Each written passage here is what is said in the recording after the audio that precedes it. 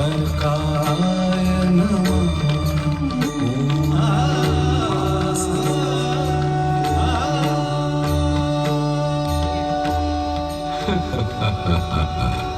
अगर आगे चले तो शायद कभी न थकने वाले सूर्य के सहस्र नाम सुनते सुनते आप थक जाएंगे।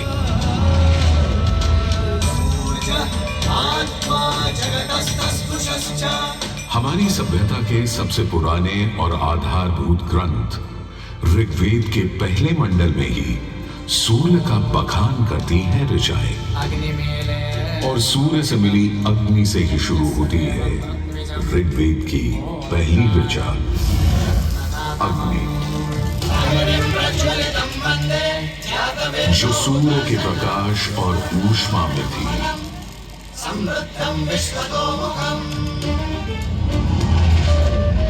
अग्नि, जो दावानल और ज्वालामुखी में प्रलयंकारी विध्वंसक के रूप में विद्यमान थी। अग्नि, जो चौखट पर पहरेदार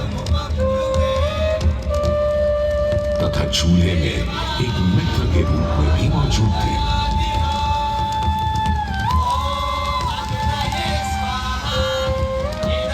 तभी तो भारत ही नहीं, पुरातन मिस्र में रा, दक्षिण अमेरिका में इंती, अफ्रीका में लीजा, फारस में अगी, चीन में झुराम, जापान में कागुत्सूची और कोजिन, तुर्की में अलाज, यूनान में हेफेस्टोस हेलिकोस और रोमनों में वाल्केन और फीबस जैसे पौराणिक अग्नि स्वरूप देवों की कल्पना विद्यमान है।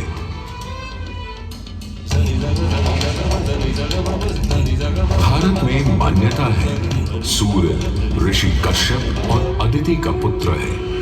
कहते हैं जब सूर्य की शादी विश्वकर्मा की पुत्री संजना से हुई तो संजना उसकी चमक से इतनी परेशान हो गई कि पिता विश्वकर्मा को छाया का निर्माण करना पड़ा।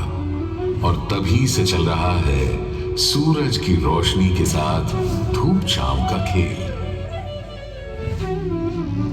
उन्होंने सूर्य के कुछ टुकड़े काटकर उसी से गढ़ दिए थे भगवान विष्णु का चक्र, शिव का त्रिशूल, कुबेर की गदा और कार्तिकेय का भाला। किंतु इतना होने के बाद भी सूर्य बिना रुके अपने 7 श्वेत अश्वों के रथ पर आरूढ़ आकाश की परिक्रमा करता ही रहता है, करता ही रहता है। असल में हमारे मानव बनते और 2 पैरों पर खड़े होते ही हम समझ गए थे सूर्य का प्रचंड प्रताप और प्रकाश, उसकी जीवनदायिनी शक्ति हर पल बदलते संसार में, हर रात घटते बढ़ते चांद वाले आकाश में केवल एक सूर्य ही है जो हर रोज सही समय पर उदय होकर हमारी दुनिया को जगमग, जागृत और जीवित कर देता है और हमें एक अवश्यंभावी स्थायित्व का आभास देता है।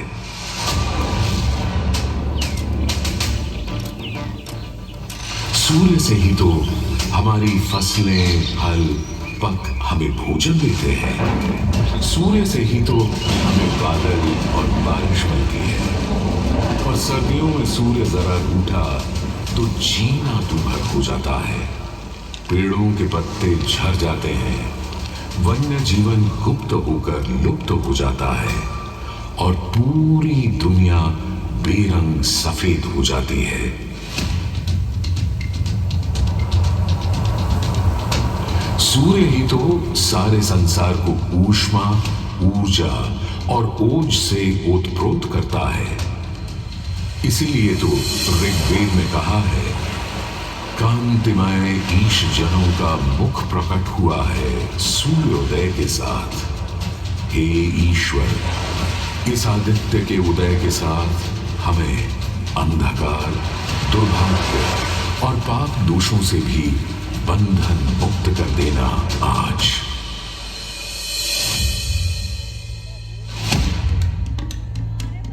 और अगर ग्रहण के समय सूर्य कुछ क्षणों को लुप्त हो जाए तो सारे संसार में हाहाकार मच जाता है।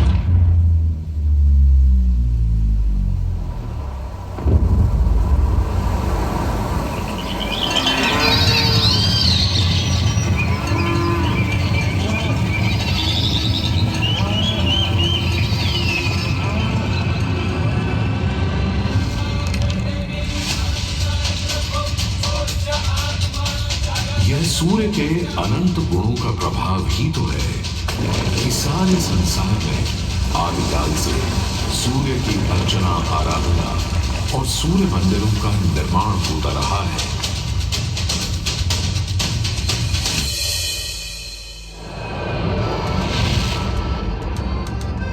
दक्षिण अमेरिका के इंका काल के सूर्य उपासना स्तूप, मिस्र के रामसेस मंदिर परिसर में स्थित सूर्य मंदिर,